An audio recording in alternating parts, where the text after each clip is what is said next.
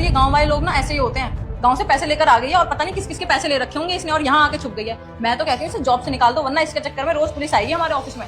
गलती हमारी है, हमें इसे रखने से पहले इसका पूरा बैकग्राउंड रिसर्च करना चाहिए था। साहब बताना है तो पूरी बात बताइए ना। सर मेरे बाबा ने साहब से 2 लाख रुपए लिए थे। वो क्या है ना, मेरे बाबा बीमार है, उसके चलते मैंने इनको ब्याज में बहुत सारे पैसे दिए हैं। पिछले 3 साल से मैं ब्याज ही लौटा रही हूँ साहब। और आप ही बताइए इसमें मेरी क्या गलती है। मेरी तो तनख्वाह ही 10,000 है, जिसमें से हर महीने मैं इनको 5,000 देती आ रही हूँ और बचे 5,000 रुपए उसमें मैं अपना घर चलाती हूँ और अपने बाबा का इलाज करवाती हूँ। आप ही बताइए मैं कहाँ से दूँ इतने सारे पैसे, और 2 लाख रुपए तो अभी मैं दे ही नहीं सकती।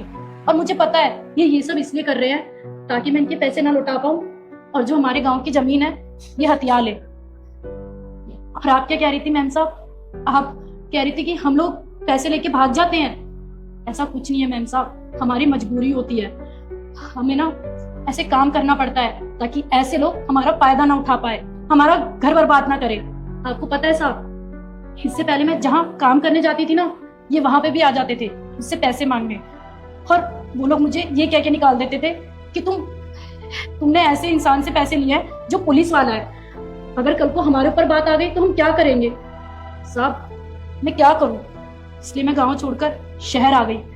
इनके डर की वजह से मैं गांव ही नहीं जा पाती थी, क्योंकि मुझे इनको पैसे जो लौटाने थे। क्या करूं साहब, मजबूरी है, इसलिए ये इन सबके सामने मुझे बेइज्जत कर रहे हैं। हाँ तो अगर पैसे लौटाती है तो मुझ पे एहसान करती है क्या? आप ही बताओ। इसके पिताजी ने 2 लाख रुपए ब्याज पे लिए थे। अब हर महीने अगर ये मुझे पैसे लौटाती है, इसमें मेरी गलती क्या है? ब्याज तो लौटाना ही पड़ेगा ना। और सिर्फ नौकरी से आदमी का गुजारा नहीं चलता, इसलिए मैं ब्याज का भी काम करता हूँ। और हाँ, मेरे पास इतना टाइम नहीं है। ये तुम्हारे गांव की जमीन के पेपर हैं, इस पे साइन करो और मेरा चुकता करो। ये लो, करो साइन। शीतल रुको।